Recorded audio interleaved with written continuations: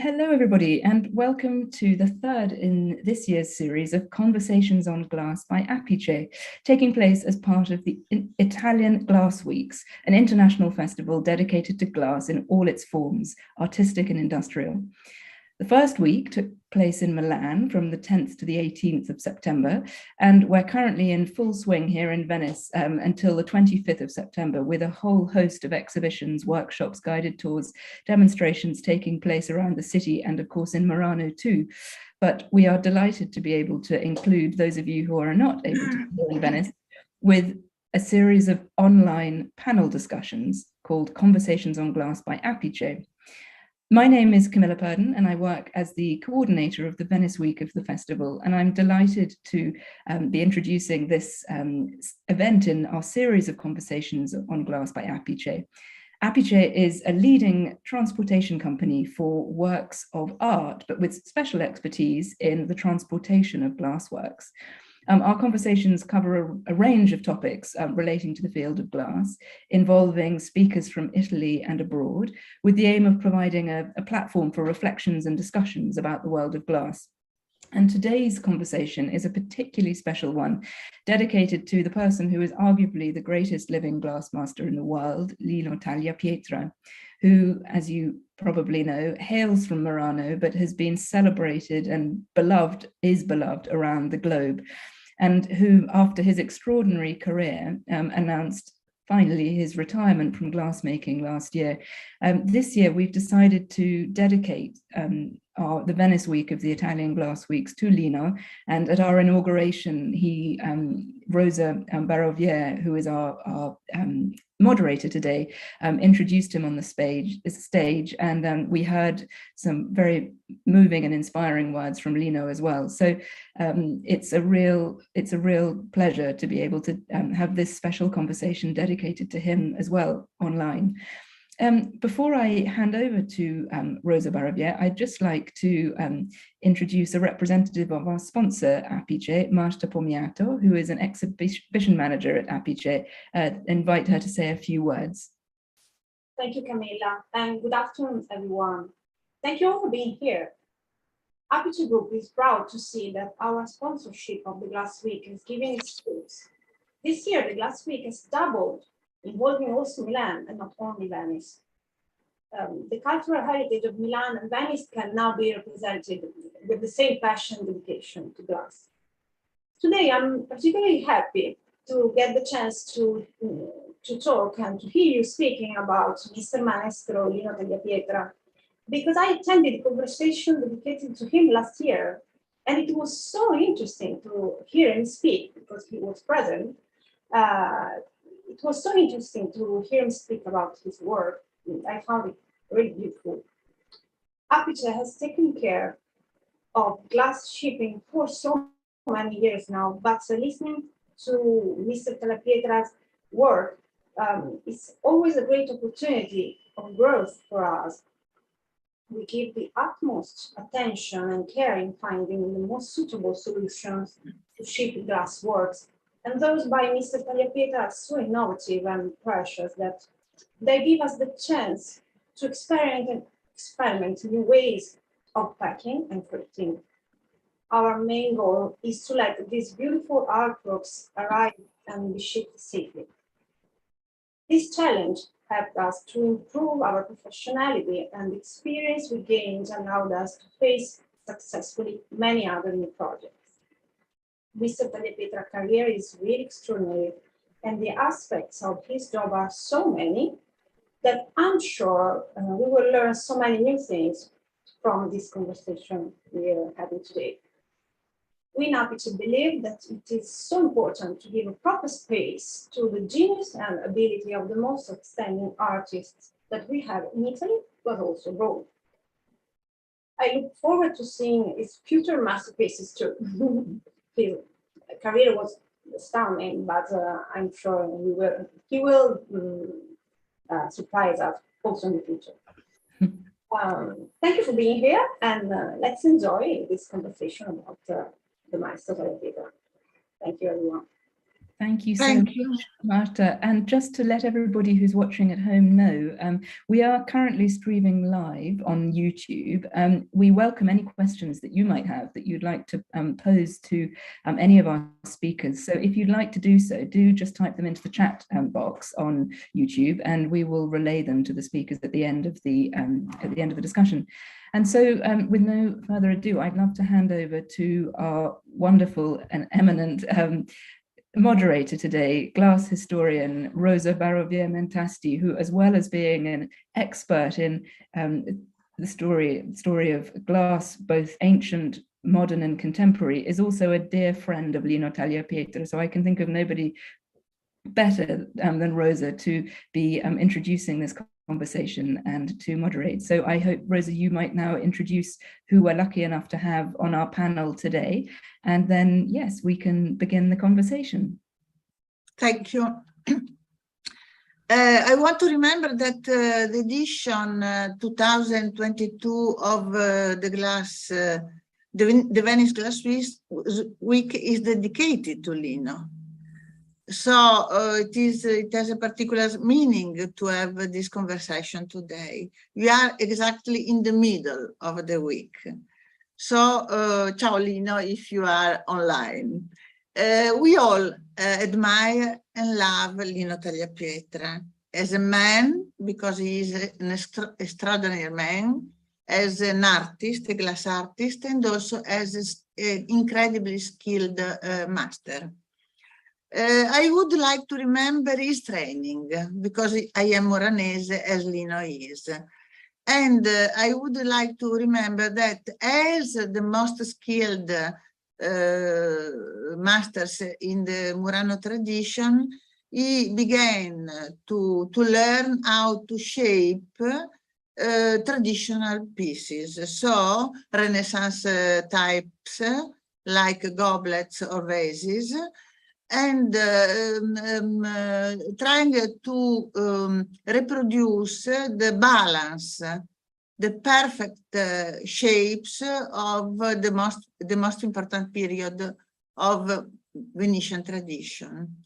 So he entered in the glassworks of Archimedes Seguso, but the best period for him was in the years when he traveled in the Ferro glassworks, where he was a pupil of an old master, Nane, or Giovanni Ferro, and he remembers very well that he was a good master that introduced him to into the love for the Murano history.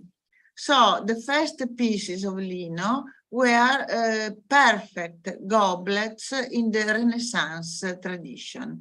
He always tells that this was the starting point for him, from which explore new horizons. He tells that the man who is able to make the perfect goblet can afford very contemporary projects, of course, if the man is a creative.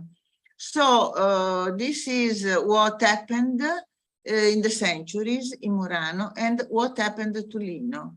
And I would like to remember that it is the same training that followed the students in the academic schools for art, even if when they became very contemporary artists, in the beginning they were used to reproduce, for instance, classical sculptures. So as the future painters and sculptors in the academic schools began with the classic art, Lino began with the classic Murano tradition. Then he opened his eyes, especially when he began to travel, when he met glass artists like Andres de Copir, or when he went to America and saw his life changing completely. He told that this is the end of his real work in glassworks. I don't believe that. Actually, he loves, he's a creative. I think the creativity never stops. He's an incredible master. He likes to manipulate glass. So I think he will continue to make his own things, probably not with so strict a rhythm until today. So, dear Lino, we wait for new things. And now we hope that Carol White, that is with us, the President and Executive Director of the Economic Museum of Glass, shall tell us something about the quality of art pieces by Lino and the impact of Lino on American glass. Thank you, Carol. Thank you, Rosa, for that introduction. And hello, everyone. I'm delighted to be with you today and feel very honored to speak about Maestro Tagliapietra because he is such a giant in the field. Anyone who had the great good fortune to be in Venice in 2020 may have attended this exhibition at La Stanza del Vetro on Venice and American studio glass. And the relationship between Venice and American studio glass is a strong one that really started in the 1970s with American artists like Dale Chihuly, like Dick Marquis, like others making the pilgrimage to Venice and to Murano to learn the techniques that they could not learn in the United States.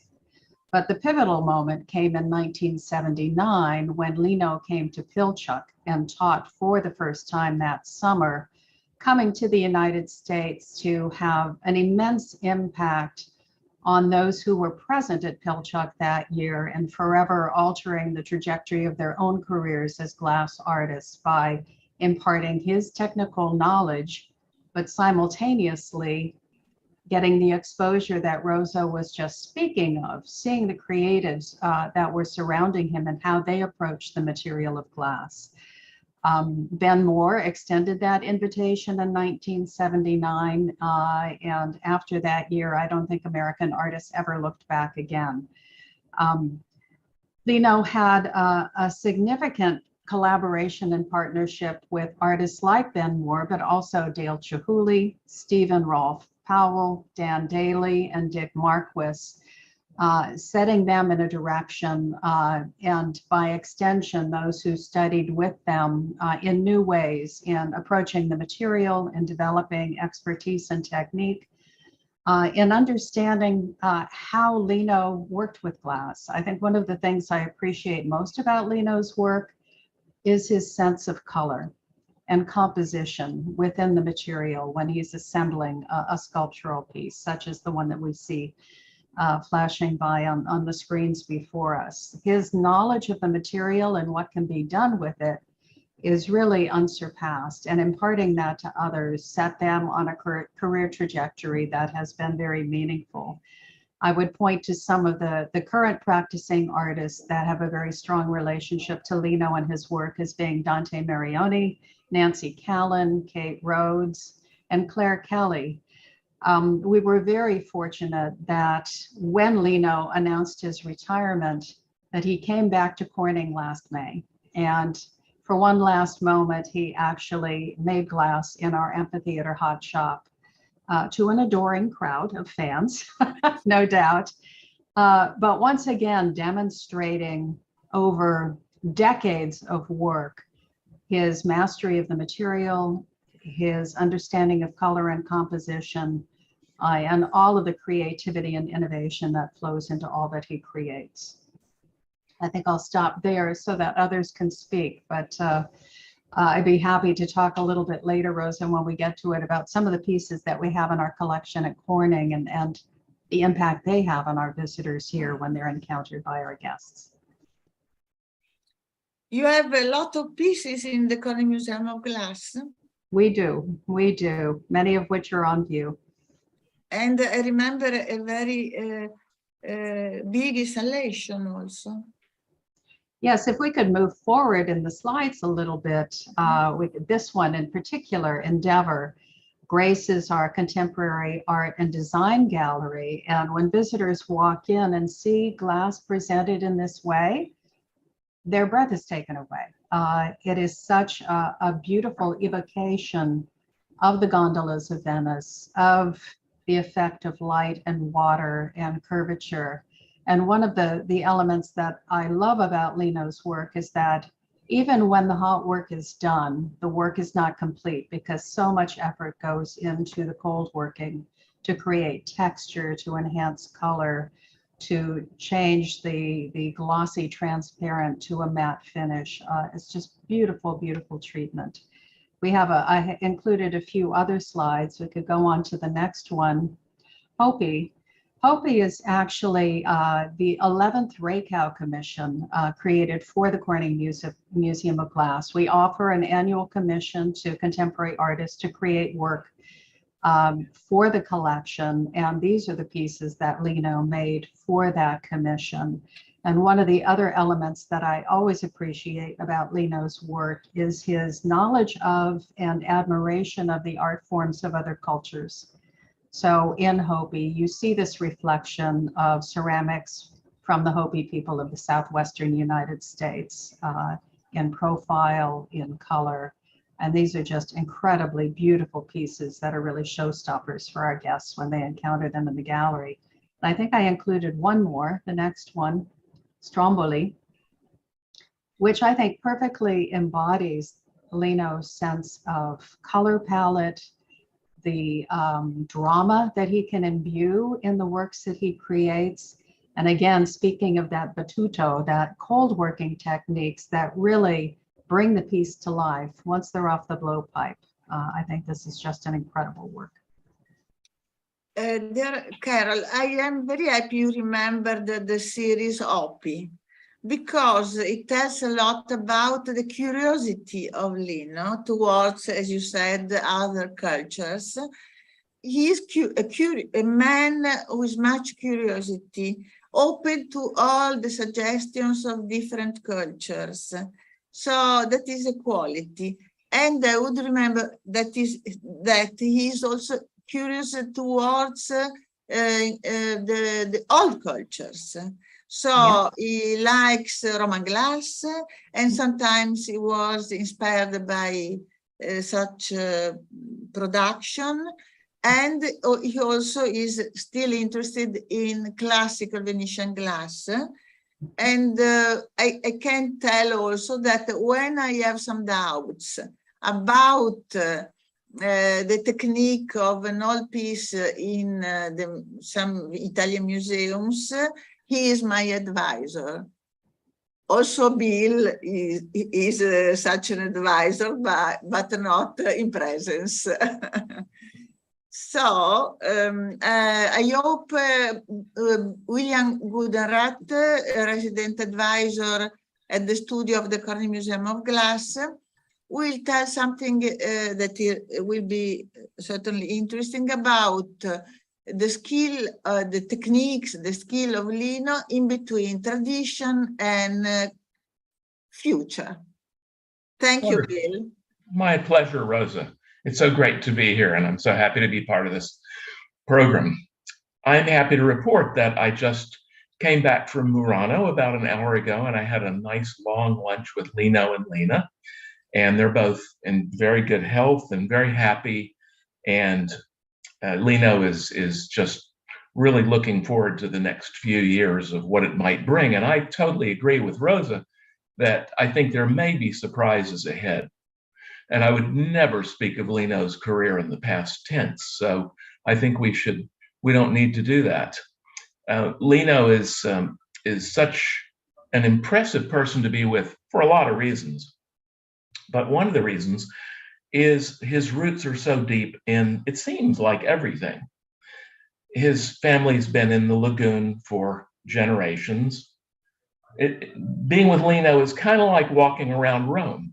You see a lot of modern things. You see a lot of things from the 19th century. You see things from the Renaissance. and you see things from antiquity. And I kind of feel like that when I'm with Lino, because his personal history is so deep in the area and the tradition. He is a glass blower with a direct lineage back over 1,000 years.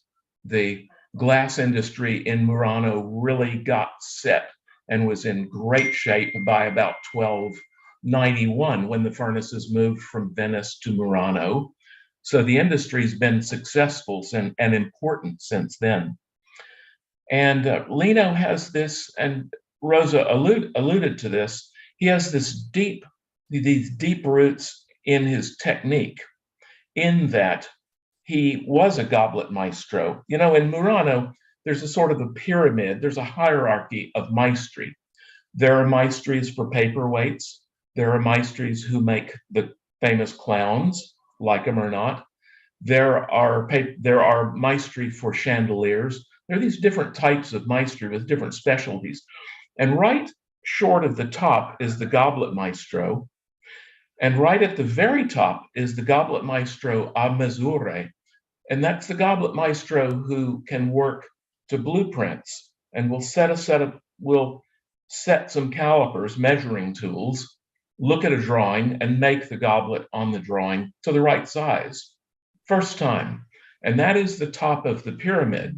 And Lino, during the periods when he made goblets, was such a thing. And that is the top of the heap. And that's an amazing skill to have. So he has this phenomenal depth of skill. And he also, and I've known him since 1982, and about every 5 years, I always think, is that the same guy when I see his work? He is so genuinely creative that he comes up with things that you just see no imaginative connection from previous times. It's like he comes up with something completely new, and he can do whatever he wants to do because he has this enormous technique. Now, there's a lot of people with a lot of technique. I think for me, the analogy is the classical music world. There are infinite number of people who play the piano incredibly well, and an infinite number of people who play the violin really well. But very seldom do you get Horowitz or a Heifetz for the violin, someone with the absolute sovereign technique, but the ability to transcend that and do something original and something that is just them. And that's an amazing accomplishment. I totally put Lino on that plane and of that type of creative and recreative person. Lino, his techniques, as I said, have these deep roots. The technique that we, I think, mostly associate him with now is the technique of cane work, that business of embedding colored canes in the walls of a piece of glass to make decoration and create patterns.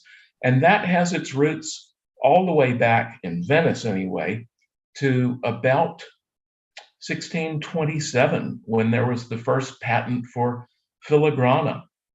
And then there were later patents for various things like reticello, that incredibly complicated cane technique, whereby two sets of canes intersect, twisted in opposite directions, and at the intersection of every 4 canes, there's a void with a bubble, reticello. And Lino's done all of that.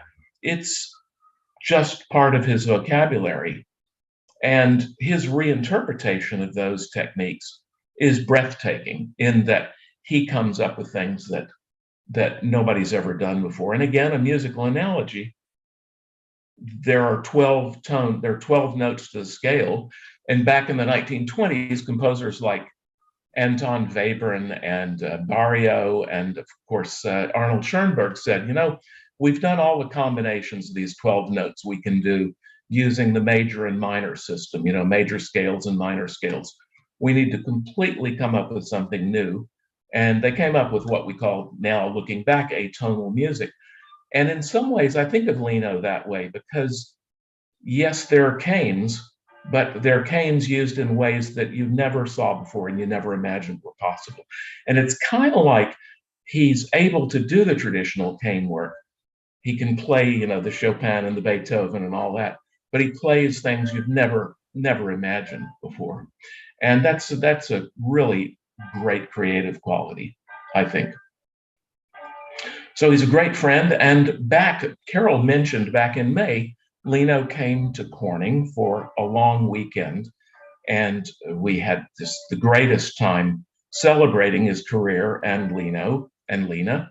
And one of the things that Amy and I did, my wife is Amy Schwartz, and she runs the department of the museum called the Studio. It's like the school. We have resident artists, visiting artists, we teach classes and so forth. Anyway, Amy and I started the school in 1996, and our first hot shop teacher was Lino. Who else you're going to have but a dear friend and the best glass artist on the planet. So we've had a long connection. Amy came into my life about 10 years later, about 1992. So we made a 5 or 6 minute video for that weekend, and it's a personal tribute from both Amy and me to Lino, and we're going to run that if it's successful. There's always a dicey question, running videos on Zoom is always dicey, but if it works, it's about 5 or 6 minutes. So I'll rejoin you to say so long after that, if it runs, and we'll see. Alessandro?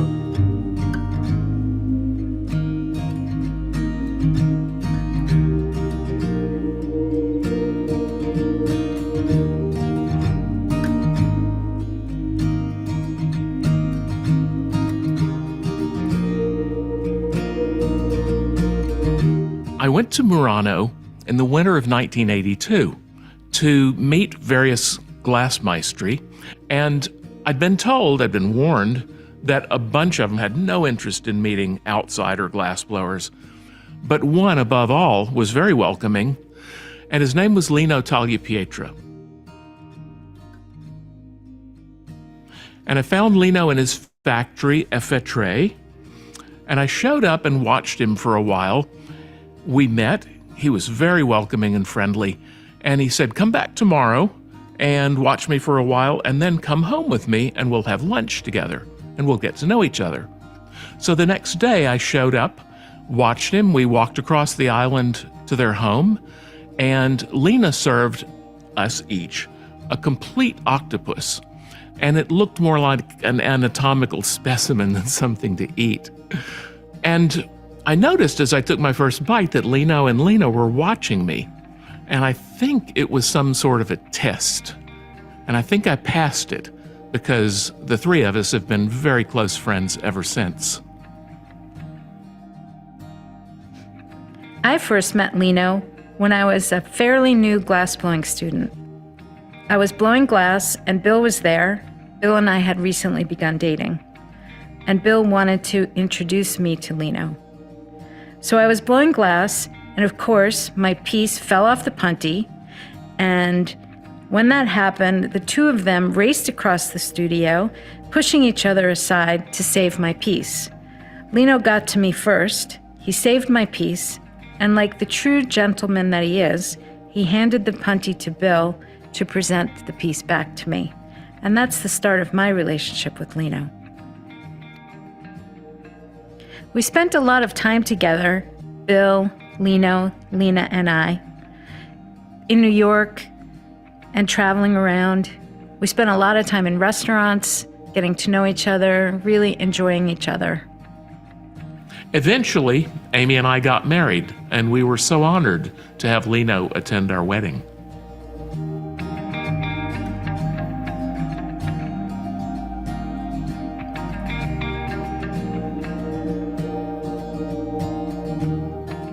When Bill and I moved to Corning, Lino was really supportive of getting the studio going.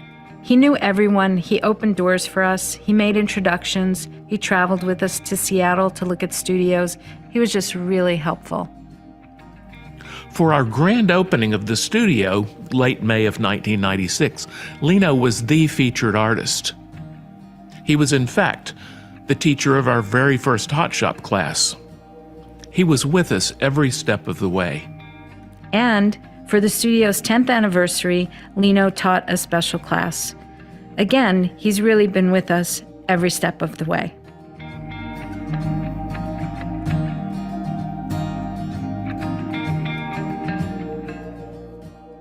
Lino and the museum go way back. He is well represented in our museum collection. Nautilus, Hopi, Fuji, and of course, Endeavour, just to name a few. Visitors to the museum really respond to Lino's work. The combination of the different colors, the cane patterns, the forms, people love his work and their eyes just light up when they see it. Lino has had close connections with a number of the museum's directors. He has a warm friendship with Carol White, our present director. He had long, deep conversations with our former director, David Whitehouse. And whenever Lino came to town, he would have dinner with Tom Buechner, the founding director of the museum.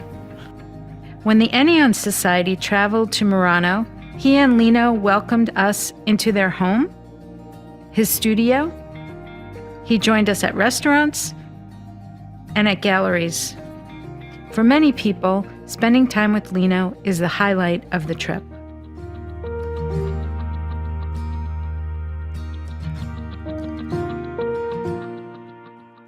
Lino's also had a long relationship with Corning Incorporated.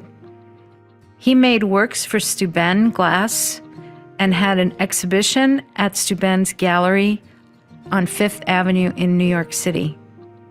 One time, I asked Lino to host some friends who were visiting Italy, and being the ever-gracious person that he is, he accepted.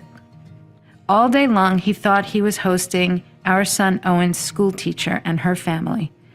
He showed them around Murano and Venice. It wasn't until the end of the day that Lino realized who he was hosting: the CEO of Corning, his family, and their friends. Everyone had a good laugh, and Lino and Wendell and Kim have been fast friends ever since.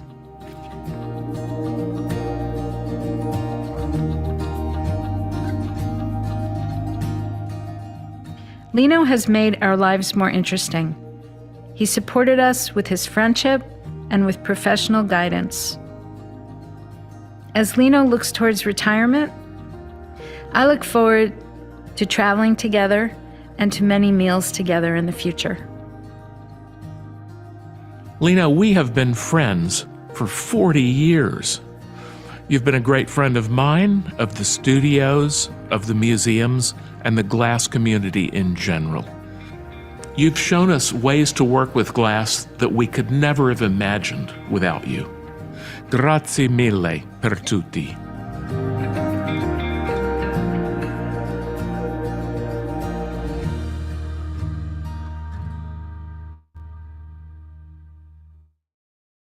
Thank you very much. Thank you. Well, that's a personal tribute, but so many people watching this could make something like that, because so many of us have known Lino for so long and been such a big fan of his work and such a close friend. So I think it speaks for a lot of people. So thank you very much. I hope I helped a little bit there. Thank you. Two matters touched by William Goodenrath make me think about two things. One is the octopus, because there is a woman with Lino, that is Lina, his wife. She is a wonderful cook, and she's an intelligent, patient lady who, because you can imagine how many people go to her house to eat. And she always smiling and cooking. She had to travel with her husband a lot of times, and without any, she's happy to follow his life without any problem. So Lina is also a great person. And the other idea, you spoke about filigree. That is one of the main techniques used by Lino. If you look at the traditional filigree, it is just a network similar to a lace. In contemporary works by Lino, it becomes a very strong graphic work. So you forget it is. It comes out from a so regular pattern, but it has become another thing. It is some pieces by Lino are graphic, big, incredible graphic works with incredible colors. I agree with you, Lino. I agree with you, Rosa, a lot. But there is a lot of depth to his work too. There is the graphic quality, yes, but when you're in person and you look at this piece from 2 or 3 feet away, the front wall has great depth, and there are a lot of things going on because the wall is typically 3/8 of an inch thick. And then if you can see through the piece, and this one you can't, but if you can see through it, you get the same effect on the other side. So yes, it's graphic, but yes, it's sculptural at the same time, and it occupies a lot of space in 3 dimensions. Rosa, sorry, could I just interject and ask if you could turn your camera on, maybe? I certainly seem to have lost you, your video. I wonder if the video has been turned off. Rosa? Sorry? Rosa, your video has gone off. Can you go and see if you can click on your camera? Too old computer. Okay. We are perfect. Thank you very much. So, and Carol, could you tell something else about such techniques? Certainly. Well, as Bill mentioned, the cane work, the millefiori, goes back to antiquity. And when I am a specialist in ancient Roman glass and have had the pleasure of working with Bill in studying many pieces. Yes, that's a beautiful shot. And when I would look at some of the Roman glass pieces and I would see the way the color in the cane moved, especially like you can see in this slide, the way the white moves in the cane as it's been stretched over the body of the vessel.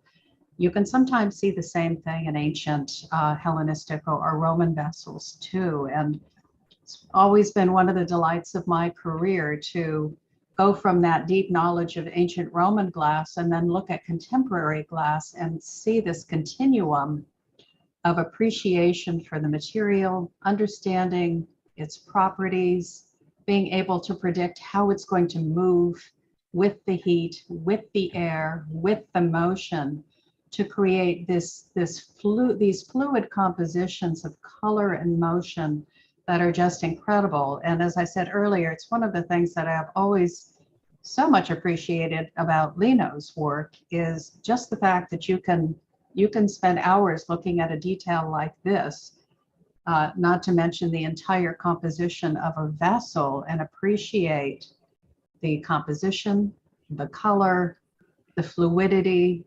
Bill mentioned being able to look into some of his vessels. Lino will intentionally insert a transparent cane so that you can see inside the body of color that you're looking at. He really has unparalleled skill when it comes to his taste in colors and their complementary compositions, and as I said, understanding the fluidity of the material. Goes back to the filigrana work too. Understanding how far you can go before it starts moving is just as important as understanding how it will move when it's hot enough. It's just a master. So I think that only you and a few other people understand that this pattern we are looking at now is indeed a Roman pattern. Yeah. But nobody, it has become another thing in his use of just a source of inspiration. Don't you agree? I do agree. I mean, a lot of the ancient glass, the goal was to keep the pattern in the cane as intact as you could. Heated just enough to get the cane elements fused together, but have a very tightly controlled pattern. And what Lino has done in this instance and in many others is to move beyond that, to really enhance and celebrate the fluidity of glass by allowing that color to move across the surface of the vessel and really fluid movement. It's just stunning. You know, Bill has the same appreciation as well, I'm sure, and comparing the ancient and the contemporary, same thing, but totally different approach. Yes, it was about 10 years ago that Lino advised you, Rosa, on a book you were writing about wonderful glass objects from the Roman period, from the very nearby town of Altino. Altino was this Altino is a Roman city near Venice. Yes. Mm-hmm. So would you kindly say a couple of things about working with Lino?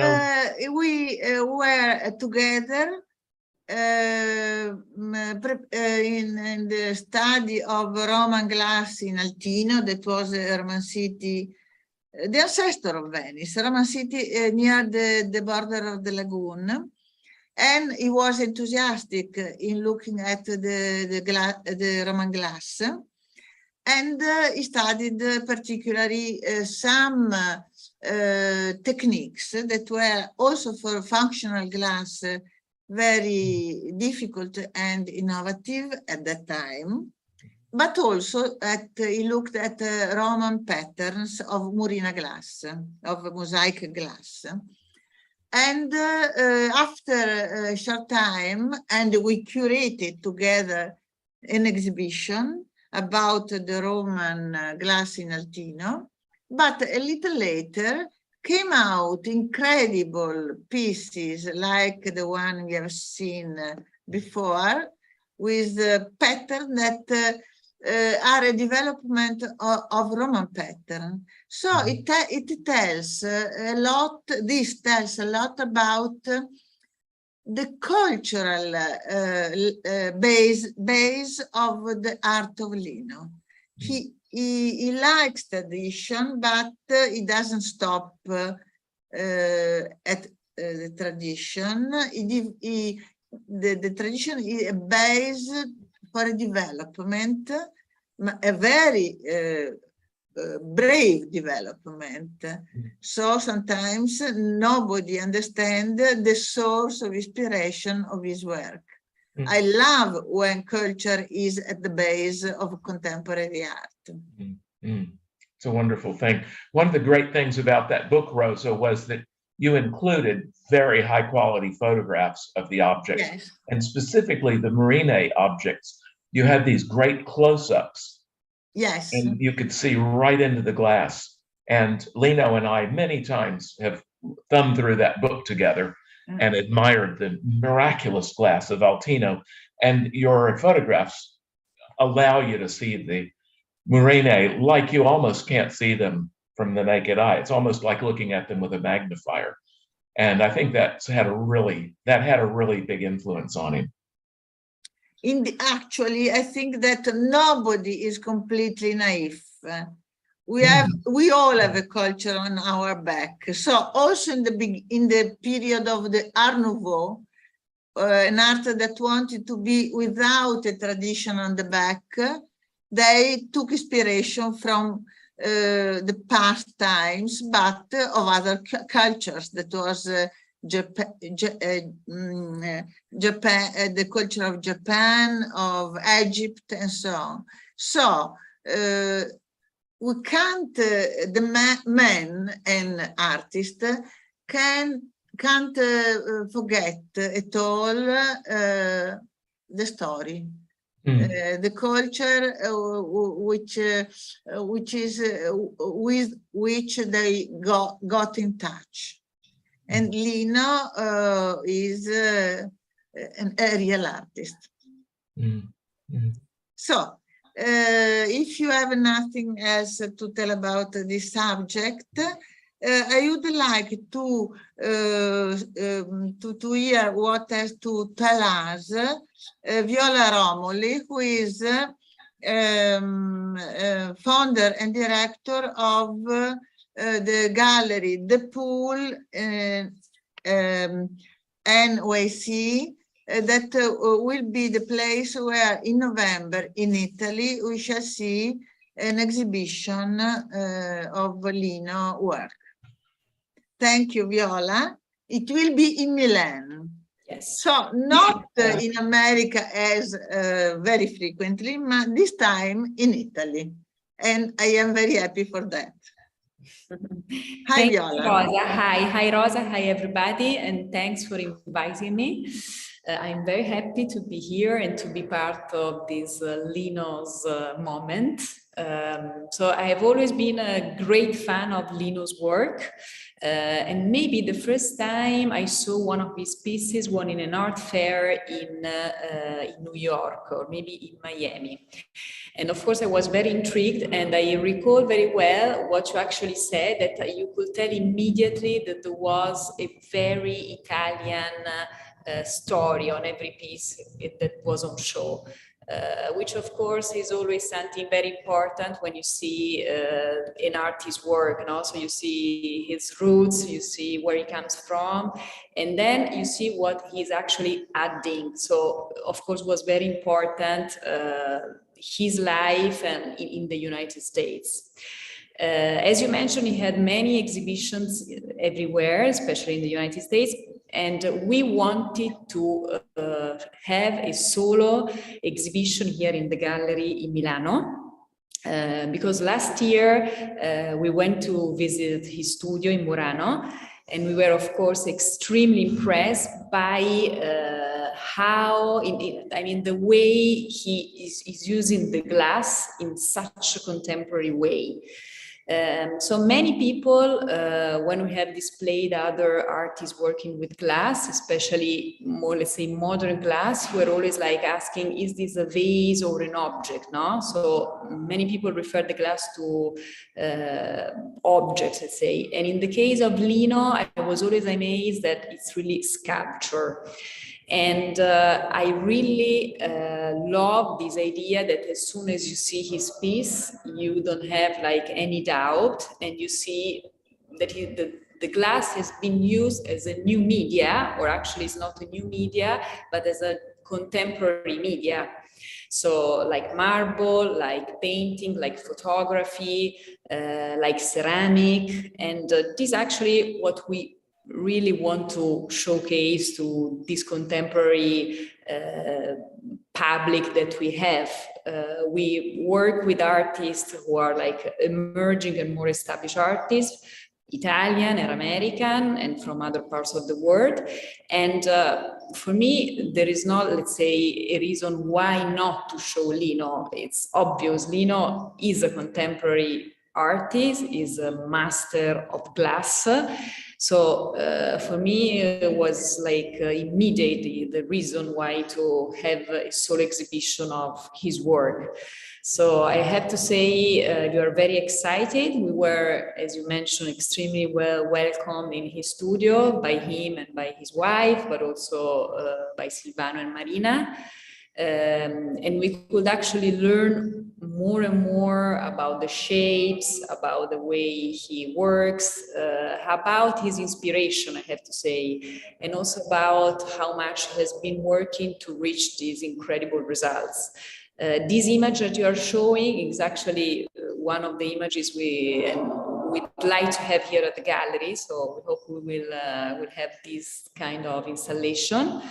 We'll have for sure Endeavor, because I was always in love with that work, which is, let's say, a resume of Venice, but also of his years everywhere in the States. So I think it's an incredible installation, and the idea is that is the main installation that we will have in the first room of the gallery. I have to say you are much more, of course, knowledgeable about his work. So I'm not going to add any specifics on his techniques because you have already told a lot. But I have to say that for me, it's a great honor, but also it's I don't see why not to have his exhibition here. He's a contemporary artist, so he's part of the living artists that we want to show and we want to work with. Okay, you told that is an Italian story, but indeed it is not only Italian.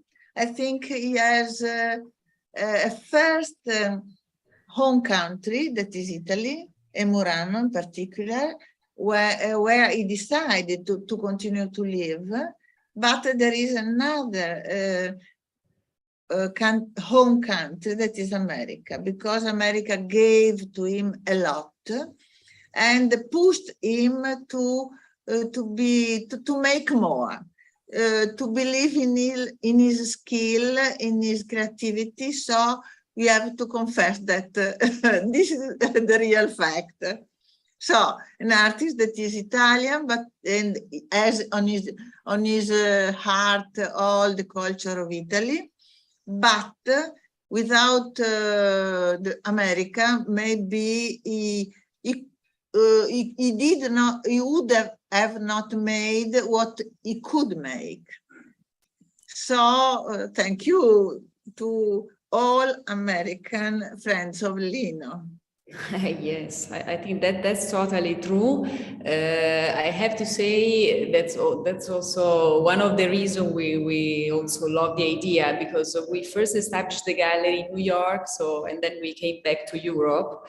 Different story, but for us also the United States were crucial to learn and to understand the whole art history. So I can totally understand what you're saying, because it's what it is. We have the weight of history, and we always need something new to renew and to learn. Thank you very much. Thank you. So, if Lino were in this discussion and we were to ask him, tell us about your influences, I'm pretty sure one of the first ones would be Andras Kopier. When he worked with the great Dutch designer associated for so long with the Leerdam factory, I think it had a profound effect on the way he thought about creativity even, and the way he thought about design versus one-of-a-kind original art objects.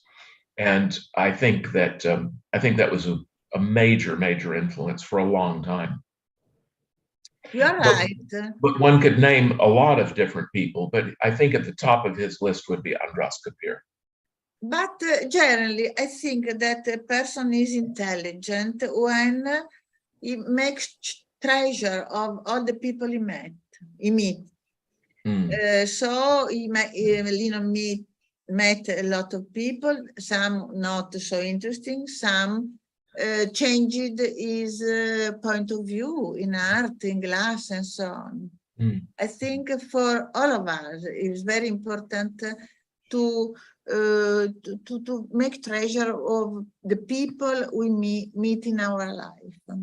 And he always tells that when he met Andras de Kopier, the Dutch designer and artist, and when he worked with him, it was about 1980 or a little before, that was a very important moment in his art life. You're right, Bill. So I think if there is no other idea, no question from other people, we can tell goodbye, Lino. We wait you in Venice and in America, of course. Well, thank you all so much on behalf of the festival, the Italian Glass Weeks, the Venice Glass Week, for the most wonderful treat of an hour. It has been, we wanted to honor somehow Lino this year in light of his announcement recently about stepping back. And I really think you have done so magnificently, both from a professional perspective, but also touchingly and perfectly from a personal point of view, as well as friends, old and new. So, you know, it was so wonderful to hear your various views on his work to date and skills, techniques, and his legacy to come, which we will obviously watch and follow over the years to come. But it's also great to know that you are convinced that there could well be much more to look forward to in the coming years from Lino as well. So I'm sure.